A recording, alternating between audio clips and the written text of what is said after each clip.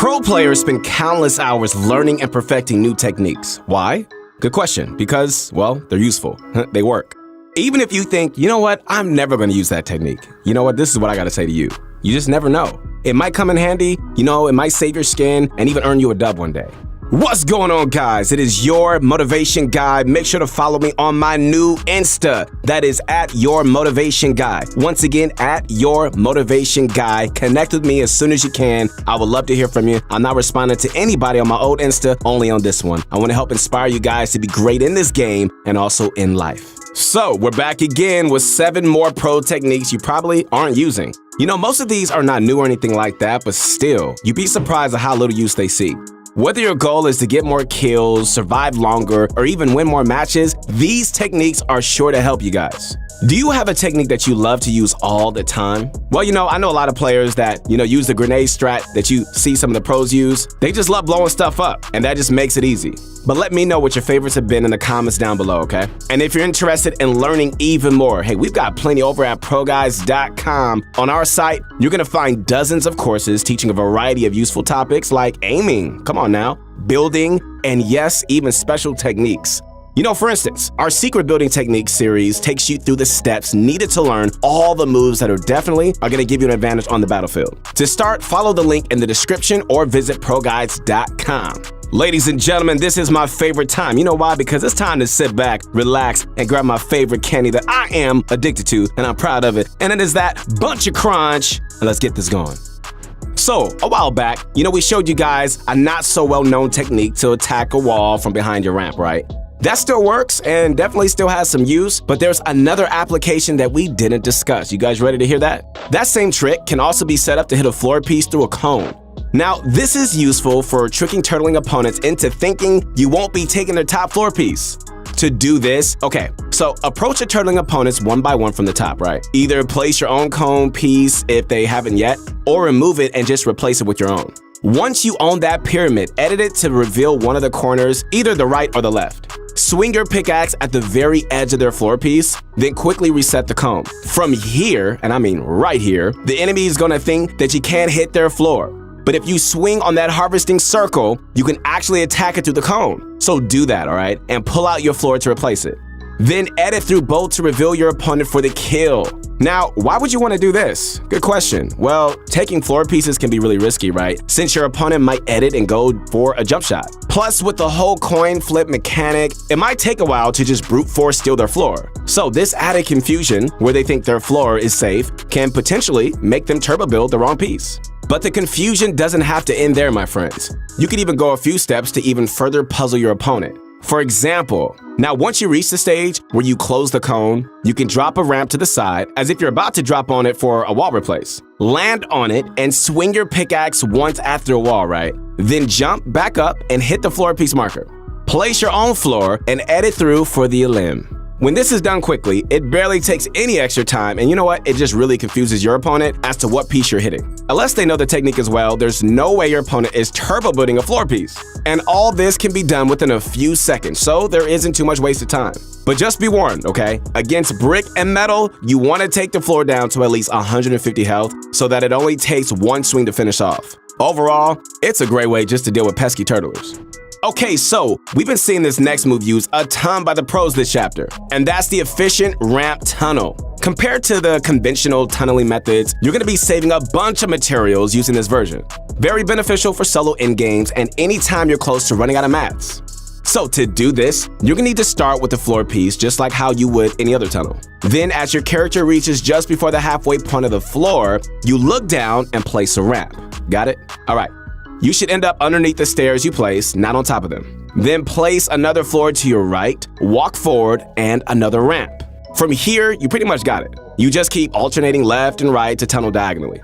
This tunnel provides pretty decent coverage. The ramp can block shots from behind you and partially from above you. However, some angles on the side is going to leave openings. You can always add a wall after each ramp for extra coverage, but you know what? That's optional. We noticed Booga's been using this tunnel a lot recently, and he's just much more liberal with it. He just feels free with it.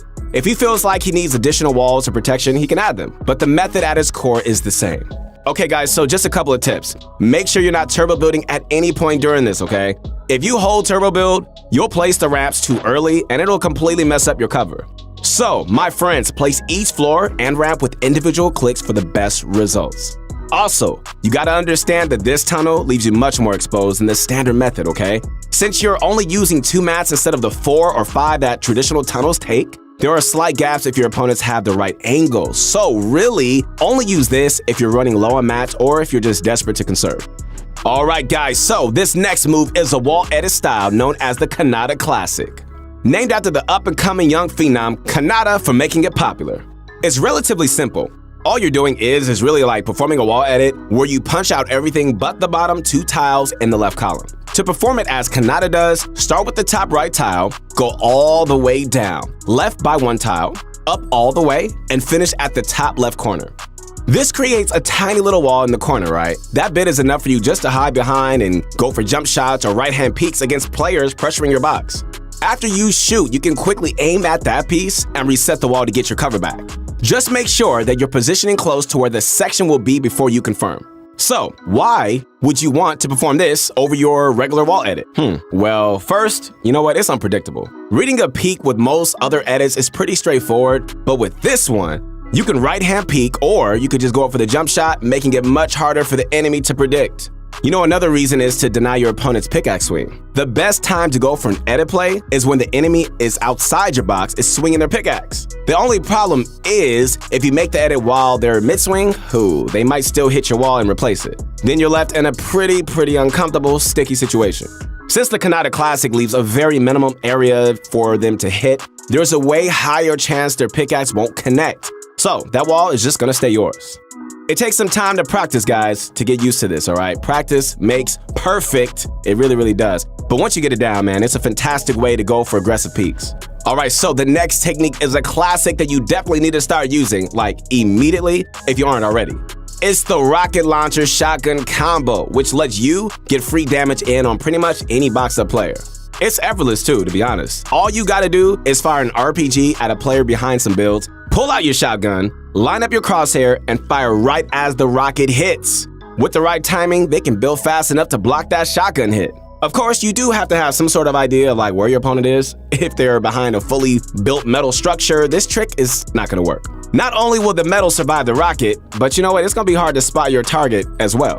But if they're behind wood or something that's still building, the rocket devastates everything in its path so you can land a hit. It may seem like a simple trick, and it is, but we continuously see players with both weapons in their inventory not utilizing this trick. Even if you miss the timing, you haven't really lost out on anything. So next time you go to rocket somebody else's base and you're within range, remember to combo your shotgun along with it. All right, coming up next, another simple but effective trick. This one, we're calling the Better Turtle Ramp. It doesn't seem very useful at first, but it's advantageous in several ways. So, anytime you're playing defensively in your own box and someone like takes your wall, your first move is usually to jump and place a ramp, right? Come on, we all know that's true. But instead of putting the ramp forward, you should turn around, look down, and place it that way. So there are a few reasons why you want to get used to placing your stairs this way. First and foremost, and I know that, I know a lot of people this has happened to. If your opponent replaces your wall and edits it open, the ramp you try to place sometimes ends up a tile right in front of you, meaning outside your box and not protecting you. If you turn around and look down to put one, it'll always connect in your box and keep you safe. Not only that, but the most reliable escape route when your wall gets taken is almost always editing out the back of your box. Placing the ramp this way can be done as you're turning around, and it just saves a bit of time. A third reason is to block above you as well. If your cone and floor pieces get taken, a forward ramp isn't going to do anything unless you're toward the front of your box. So turning around and placing it this way protects you from any attack from above. There are plenty of more reasons too, but the main ones are just that it's safer. Generally, it just covers more angles, and it's just more intuitive for you when you're expanding out. Remember when Nick A30 was considered an editing phenom? Man, those are the days, right? But this knowledge of editing is still hot because recently, Nick showed this exclusive trick on his stream involving a peculiar edit we've never seen. All right, so let's just say it's the end game. You're holding the high ground and you want to go for rifle shots on players rotating in. There's a massive risk editing your wall or a window open and going for shots. You might get sniped or lose a bunch of health from a third-party player.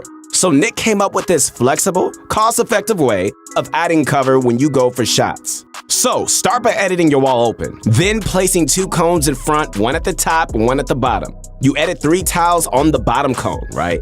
If you're peeking left, edit everything but the bottom left tile. And if you want to peek right, then leave the bottom right tile unedited. Then edit the corner of your wall so that it lines up perfectly with the bottom cone. Place a pyramid in your box as well, okay? And edit the same corner as you did for your wall to create a ramp that adds more protection. Then anytime you want to go for another angle, you can reset the cones and your wall and set them up the other way. You know, it takes valuable time placing cones and editing them, so try to set this up in advance. Figure out what direction players are likely to rotate in from and put the cones down before the storm starts closing in. You don't want to be setting this up when there's shooting to be had, because by the time you finish, you might lose your opening. So always try to place the cones before engaging. This final move isn't like a specific technique, as it is a general strategy, and that's shooting structures with your shotgun. You know, many people don't even know this, but the tactical shotgun actually does pretty decent damage towards structures. It does. The epic and legendary variants hit as hard or harder than a pickaxe with each shot. About 75 damage with the purple and 75 with the gold. The pumps do significantly less, so generally, you want to attack with this strategy. But why would you use one over a pickaxe, you ask? Alright, let me show you in this example from Benji Fishy. He destroys his opponent's base with a rocket and, unfortunately, misses the combo shot. Now, if Benji were to walk up, pull out his pickaxe and go for the wall, his opponent would clearly see it coming, right? So instead, Benji waits until he's in wall placing range and uses his shotgun to take it. Since he's a bit farther away, the guy in the box doesn't even expect it. So Benji gets it for free and cleans up the kill.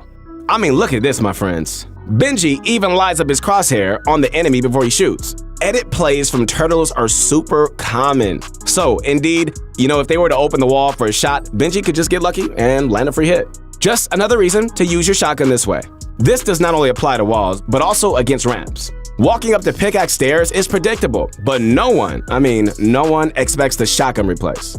Now, we're not saying that you should only use your shotgun against structures. A pickaxe attacks much faster and does more damage overall. Plus, it doesn't take up ammo you'll eventually have to reload. But anytime a wall or ramp is low and you're within replacing range, using your attack shotgun might catch your opponent off guard.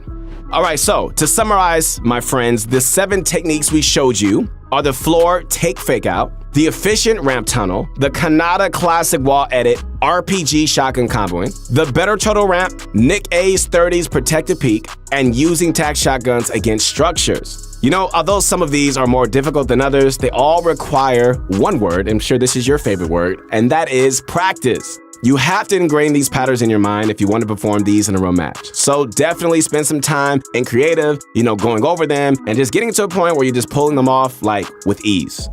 Well, hope you enjoyed this video. Once again, this is your motivation guide. That's right, your friend, the one and only Keith Allen. Again, make sure to connect with me on my new Instagram at Your Motivation Guide. And posting up vids to help inspire you to not only be great in this game, but also in life. Hope you enjoyed this video. If you did, drop a like, sub to the channel, and remember to use code PROGUYS in the item shop to support the team.